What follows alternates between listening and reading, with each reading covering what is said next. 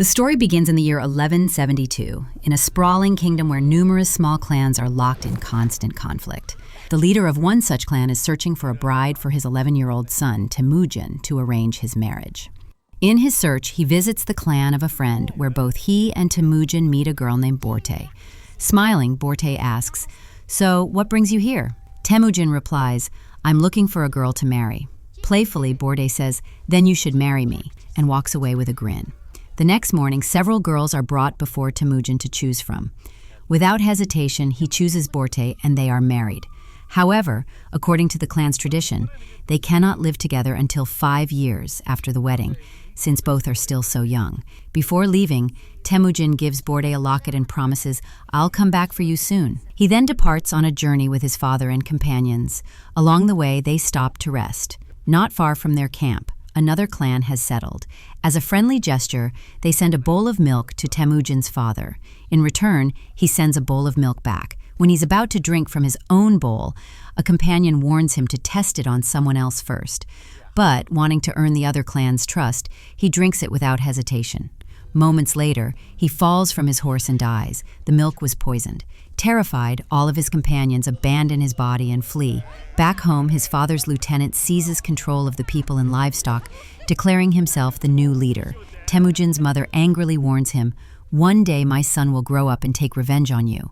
Fearing that might be true, the lieutenant decides Temüjin must be killed. Clan tradition forbids killing women and small children, so to determine if Temüjin is old enough to be executed, the lieutenant measures him against a cartwheel. If Temüjin is taller, he dies. Fortunately, he is still too short, and his life is spared. As he leaves, the lieutenant warns, "I'll come back next year, and then I'll kill Temüjin." Temüjin knows he has just 1 year before he grows taller than the wheel. To survive, he flees into the brutal cold. Along the way, he recalls his father's words. "On the mountain peaks stand the temples of our gods.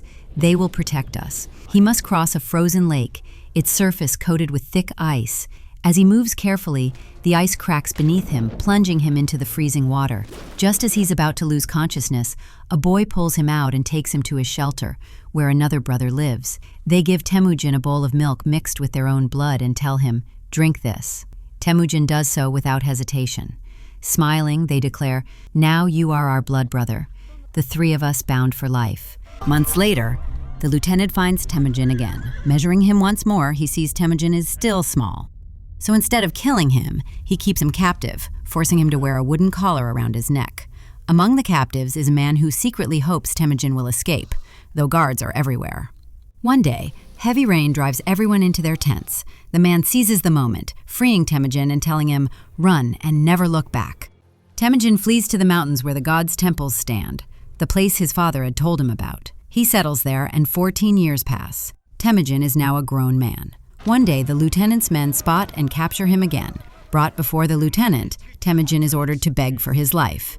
He refuses. "Even if I die, I will never beg you." Furious, the lieutenant tortures him, but during a drunken celebration, Temüjin strikes, kills the lieutenant, and escapes. He returns to Börte, the girl he married as a child, and takes her back to live with his mother and sister.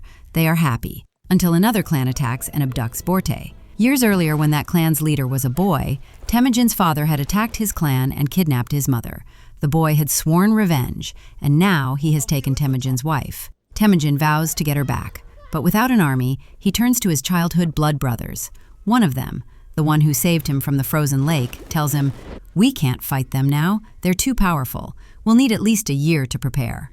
Temüjin agrees. After a year of grueling training, they launch their attack and win. But when Temüjin reaches Börte, he learns she is pregnant with the enemy leader's child.